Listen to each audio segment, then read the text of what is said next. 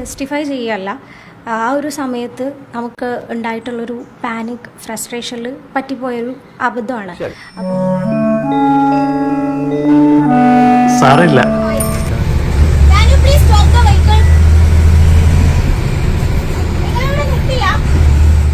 ഞാനൊരു emergency situation എന്നാണ് ഞാൻ പറഞ്ഞിട്ടുണ്ടായിരുന്നത്.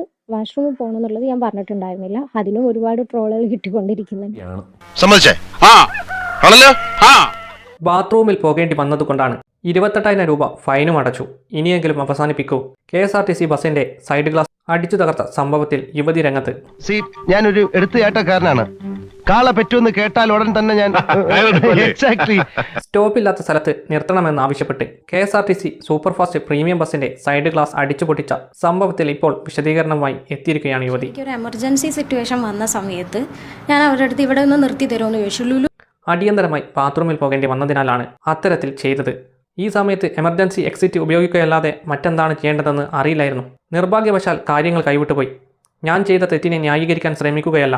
സംഭവത്തിന് മാപ്പ് ചോദിച്ചിട്ടുണ്ട്. ട്രോളുകളും അധിക്ഷേപങ്ങളും മാനസികമായി ബാധിക്കുന്നു. ഇത് ഇന്നുകൊണ്ട് അവസാനിപ്പിക്കണം. ഇതിനെക്കുറിച്ച് ഇനി എന്നോട് ആരും ചോദിക്കരുത്. ഇത് കഴിഞ്ഞിട്ട് 5ാമത്തെ ദിവസമാണ് വീഡിയോ വരുന്നുണ്ടായിരുന്നത്. അപ്പം ഞാനിപ്പോൾ നേരിട്ടുകൊണ്ടിരിക്കുന്നത് സൈബർ ബുള്ളിയിങ് ആണ്.